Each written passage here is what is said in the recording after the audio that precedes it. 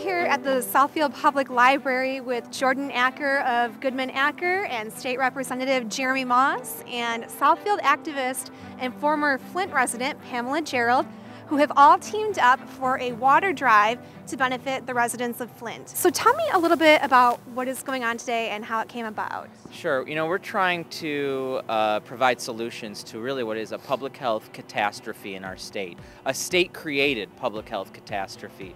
But instead of finger pointing at this moment, instead of trying to make calls for what went wrong and when it went wrong, we're trying to provide solutions at this moment. So thanks to the generosity of Southfield residents and residents from our area, we've teamed up with Goodman Acker law firm to support a Flint water drive.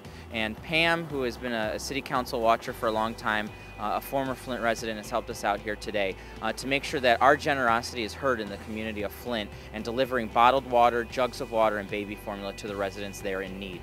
Terrific, that's wonderful. Tell me a little bit about how much water has been donated. I see you've got a U-Haul here and a couple of cars loaded up and you're going to go make another stop. So talk about that a bit. So we actually don't know yet how much we have because it's been coming in all day. One of the most amazing things about this is that we've been getting donations not just from here in Southfield where our offices are located, but also throughout the country. We put a list on Amazon for one of the things that they need is baby formula, ready to use baby formula. And we've been getting packages at our office day after day after day of these huge packages, and these are expensive, and people are donating their hard-earned money for the people of Flint. It's really just been wonderful to see, and we have gotten so much stuff. We had to go in and exchange a 15-foot truck for a 26-foot truck this morning.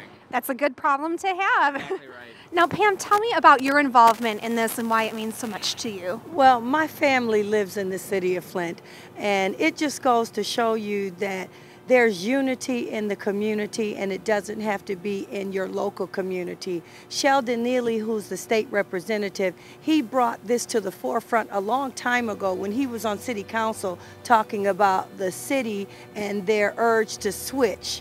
Then they started this Great Lakes Water Authority. So he put this out there and it just fell on deaf ears, like it fell on deaf ears with the doctor that talked about it. And I'm just happy that the state representative and Mr. Acker here, who does not live in the city of Flint, thought enough of State Representative Moss' colleague to do this drive and to help out. And I am just really honored and humbled and so moved that it is this kind of generosity, knowing that my mother lives there. And she's an older, mature woman, having consumed some of the water, and now it seems like with Jeremy's bill and with his advocacy in Lansing that maybe something is going to be done. Definitely, so it hits close to home. Yes. For sure. I want to make an additional note too. So obviously we've been seeing national coverage about this strife that's been going on.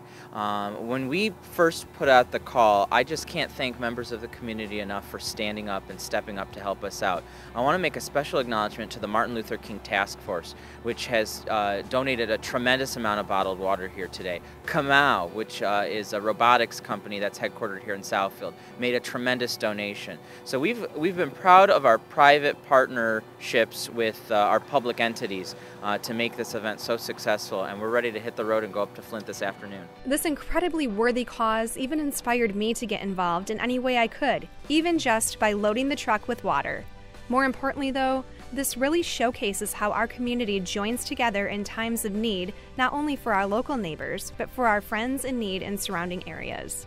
Water and baby formula donations will be accepted at Southfield City Hall through February 10th. For 15 News, I'm Cheryl Goodman.